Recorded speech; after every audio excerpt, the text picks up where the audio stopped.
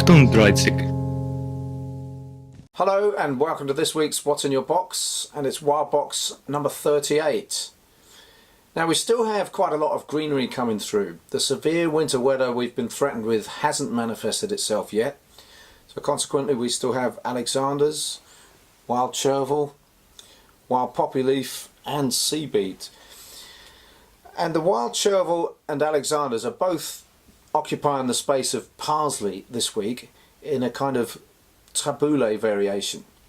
Alexanders, as I've mentioned before, is a name derived from an old English name, parsley of Alexandria, and wild chervil is actually called cow parsley in most of the wildflower books, even though it's more closely related to chervil. But there's a legitimacy to substituting it for parsley in any kind of dish, I think.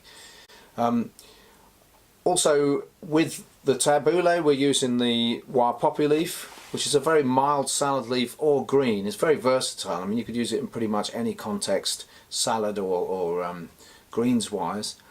And actually all the leaves here, they could also be used in salads and split two ways. So the wild chervil, I would tend to pick the leaflets off, the green bits, as with the Alexanders. And the crunchy stalks of the wild poppy leaf there can also be separated off. So you could make yourself a green leaf salad and a crunchy salad out of these four leaves. Alongside that, we've got three dry store items again, and they're all going to go into the same dish, which is going to be based around a variation on the Japanese dashi stock. Now, the classic dashi stock is made by soaking kelp, or as the Japanese call it, kombu, this one here. And that's in order to extract the glutamate from the seaweed. And you can actually see the glutamate on the surface of this kelp. It's the white powder there. Those are monosodium glutamate crystals. So alongside glutamate, you also need ribonucleotides in order to create that sort of full whammy umami effect that triggers your umami taste buds and gives you that experience of savouriness and deliciousness. So ribonucleotides are supplied in the non-vegan version of the dashi stock by bonito flakes or dried tuna flakes.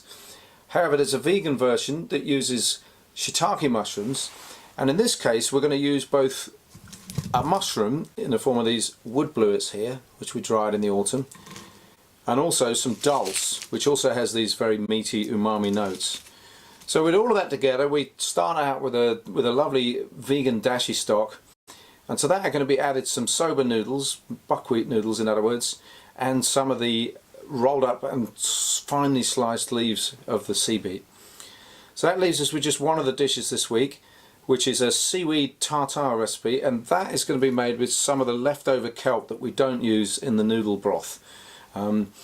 So it just remains for me to credit the recipes this week to our vegan chef Stephen Black, who is part of the Forager team, but because we're participating in Veganuary this month, we just thought it would be very apt to get Stephen to do the recipes.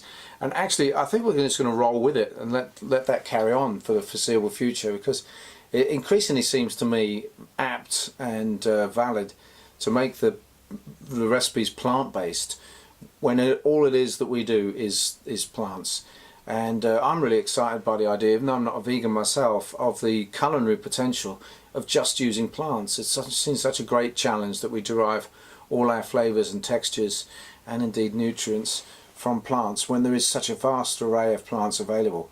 And I need again to correct myself that it isn't just plants. Fungi and seaweeds are actually very different kinds of organisms, but they're all of course up for grabs if you've adopted a plant-based diet. Okay, so that's this week's What's in Your Box. Wild Box.